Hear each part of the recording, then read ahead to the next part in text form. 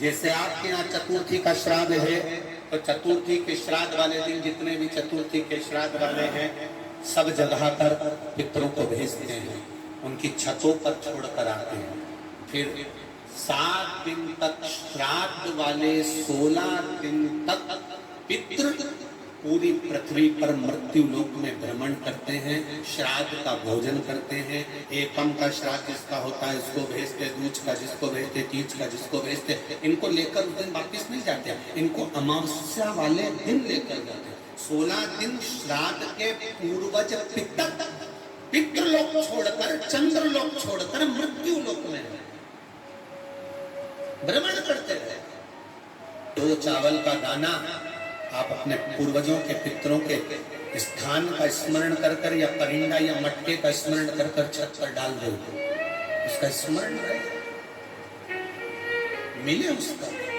श्राद्ध पक्ष के अंदर चुटकी भर आटा दरवाजे की दोनों चौखट पर डाला जाता। किसी किसी के यहाँ दरवाजे पर आटे से रंगोली बनाई जाती, वो देव पितर के भाव से डाला। जिस बेटे बेटी का मंगल विवाह नहीं हो रहा हो, शुभ कार्य की सूचना नहीं आ रही हो, बहुत दिनों से फाइल कहीं लगी हुई है, अटकी हुई है, नहीं काम हो रहा, हम उनसे कहेंगे ये जो 16 दिन श्राद्ध के हैं, जितने दिन निकल गए, जितने दिन बचे हैं उन दिन में आपके दरवाजे के बाहर एक चुटकी घर से आटा लाकर चौखट के इस ओर, चौखट के उस ओर, दोनों जगह चुटकी आटे को डालना प्रारंभ करो। 16 दिन श्राद्ध के पूर्ण हो। जब अमावस्या आए, किसी जलाशय, सरोवर, तालाब, बावड़ी, कुआं के पास में घी का दिया लगाकर आना, बाबा से प्रार्थना कर आना। केवल 22 से 24 दिन निकलते हैं और घर में कोई शुभ कार्य की सूचना आना प्रारंभ हो। रोटी जब देते हैं, या तो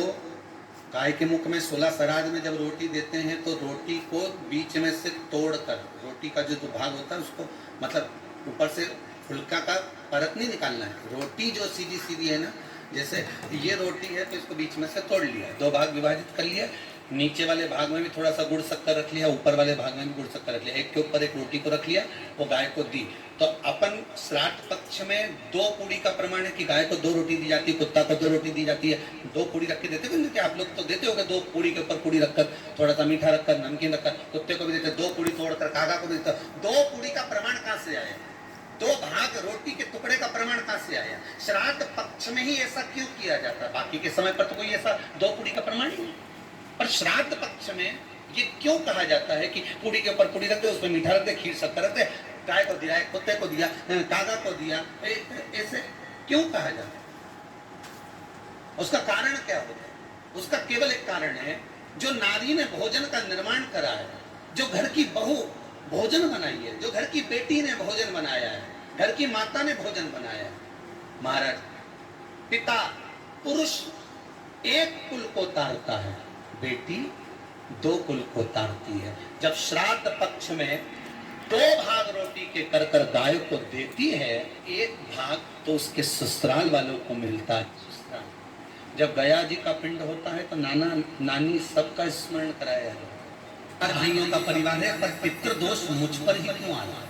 मैं क्यों तकलीफ भोग रहा हूँ? मेरे को क्यों कष्ट आ रहा है? मेरे क्यों पांव दुख रहे हैं? मेरे घर में क्यों ऐसी परेशानी आती है? सबकी सब तो सुखी है। ध्यान रखना, पितरों का जिससे लगाव होता है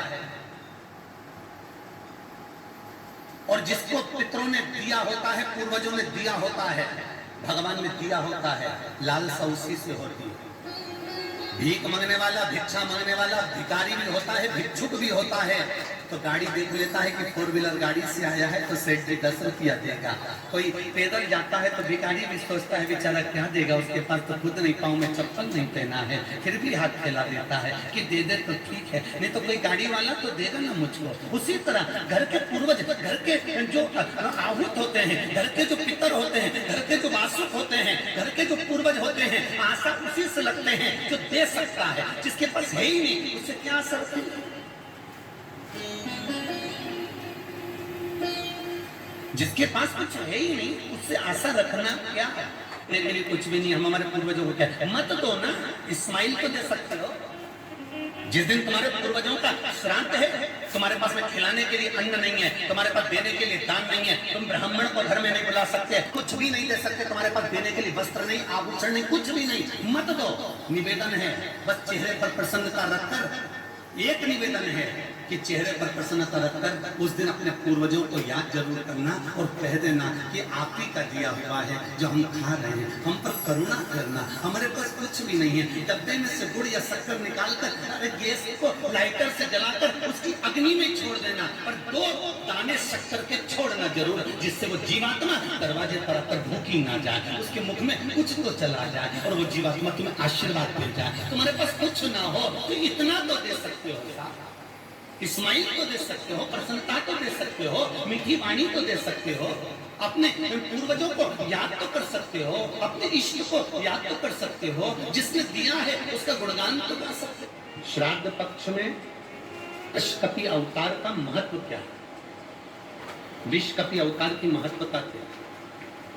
देव पितर शिव महापुराण में अगर 16 दिन श्राद्ध के होते हैं और 16 दिन श्राद्ध में से कोई भी एक दिन श्राद्ध का जो तुम्हारी मर्जी पड़ जाए, जिस दिन तुम घर में फ्री हो, जिस दिन तुम्हारी मर्जी पड़ जाए, जिस दिन तुम्हारा मन कर जाए, उस दिन विषकपि विषकपि नाम लेकर एक रोटी में थोड़ी सी शक्कर या गुड़, थोड़ा सा चावल,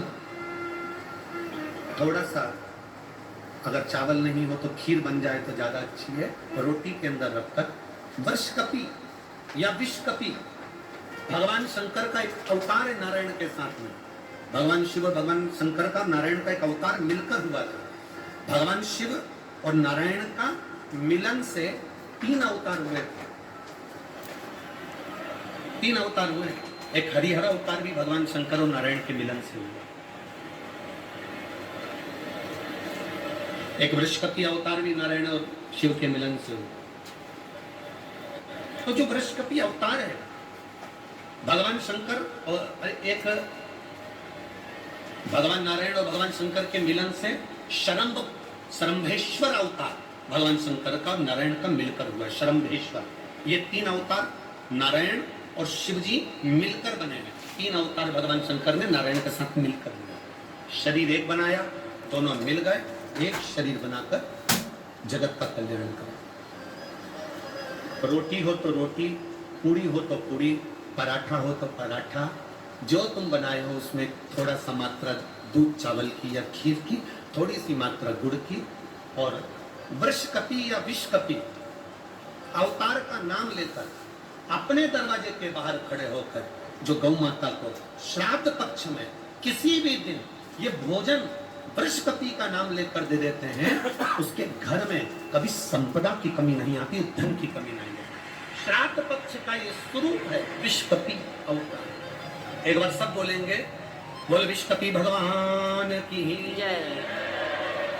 बोलिए विषकपि भगवान की।